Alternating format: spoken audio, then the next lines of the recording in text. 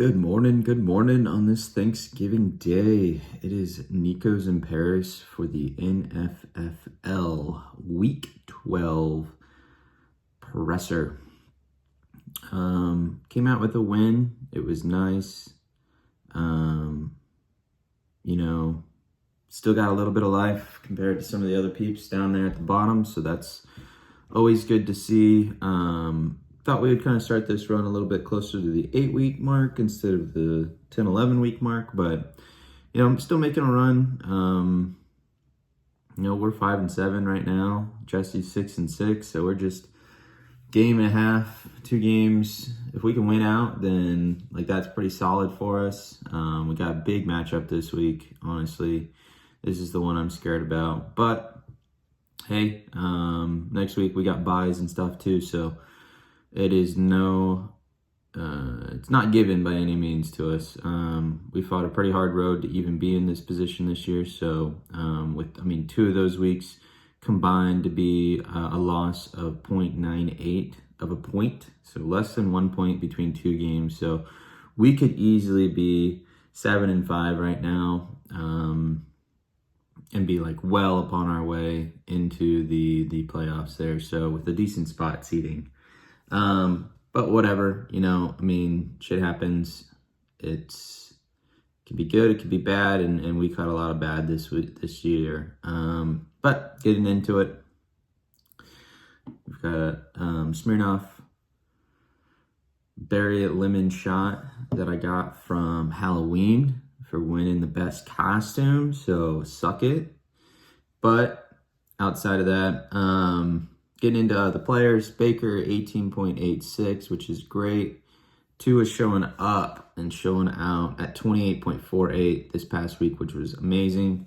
It's everything we really needed from those 2 guys. If they can get me 20 apiece, get me 40 between them 2, I'm beyond happy, and they surpassed that by a decent margin. So, real proud of my boys there. CMC is sucking 6.3. However, Monty is picking up some slack at 14.8. So he's been very consistently getting 14 points pretty much every game. Had an injury, but looking like he's going to be playing today. I don't know. I'm just hoping he's not just a distraction or just a blocking piece, because that could be pretty shitty. But whatever. Colin, 17.7. That's normal for him. Back on track. In an absolute blowout. Evans only had 9.3, so didn't love it, didn't hate it. But, whatever. I'm hoping he gets back on track with some more competitive matchups this next couple of weeks. Sutton, 25.7, so didn't even fucking need Evans to go up because Sutton did. Highest scoring points of the year, I do believe, from Sutton. Great week to do it. We still need a little bit for the tiebreaker, just in case Jesse and just in case I win this week and Jesse loses next week, and this week, and then potentially maybe I lose next week. So I don't know. It could come down to points scored, and I needed to catch up by 40 points. So hopefully we can have some good weeks here. This week is a good one to have everybody decently healthy and on track and doing well. We made some changes down below, so hopefully that will impact us a little bit in the right way. Njoku got 3.4 in a shitty weather game, so he dropped a touchdown, caught a 2-point conversion, so would have rather had those switched. It would have made for a much better week. Would have been another 4 or 5 points. Would have gotten me 7 or 8 points. Would have been fantastic. But 3.4 is an abnormal week for him. He had the target still, even in that shitty game that we watched. He still had targets. I think he was 2 for 6 or something, and he could have easily had been 3 or 4 for 6. So just need to catch him in those weather games. He was the only one out there not wearing gloves, so kind of shot himself in the foot. Hubbard picking up slack as well at 14.5 against the Chiefs. Didn't really want to play him, but had no other option there, really. I didn't really want to play Waddle. He ended up going off for 24 points. Didn't want to play Jacoby Myers. I think everybody else was on bye.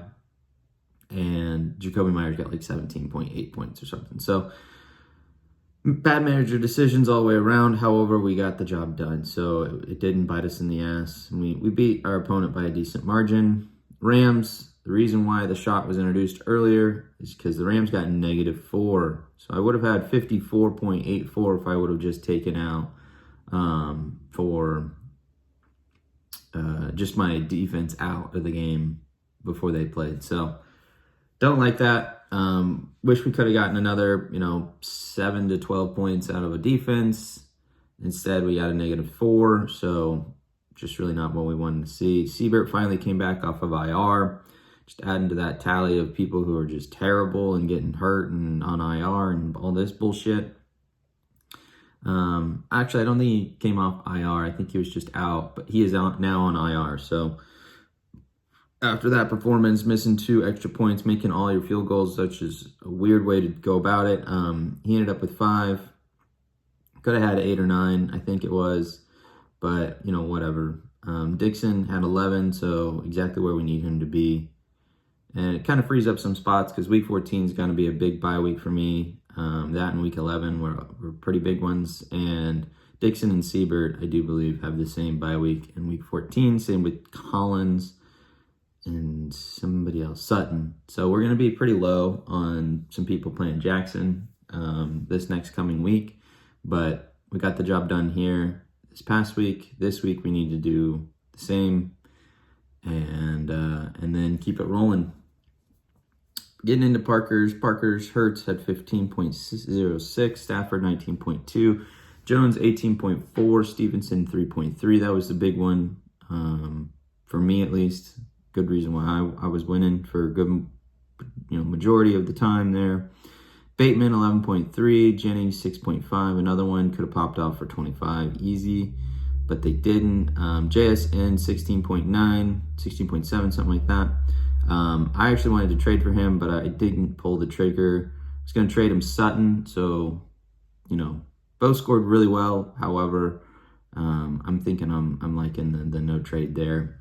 Goddard, 3.9, bit him in the ass. Dowdle, 9.3, again, bit him in the ass. Lions, 6 points. McLaughlin, 4, and Scotty Boy, 12. So, really, it's just a lot of his special teamers, and then a few of those guys like Goddard, Jennings, and Stevenson were the places where he could have potentially seen some more points there and would have helped him out. But that was kind of last week was the shit bowl. See who can make a run, see who's pretty much out. And in the shit bowl, he could win out, I could lose out, Jesse could lose out. I think he might. I don't know. I think it would come down to points and stuff. So it could get very, very, very interesting here in the next couple of weeks. So cheers to everybody going through it. Let's hope we can keep some of that drama alive. And I haven't had this since college. This is terrible, but here we go.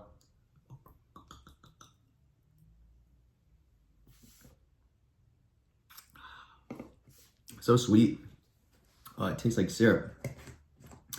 But there you go, boys. See you in the next one. Hopefully I can get this uploaded before game time.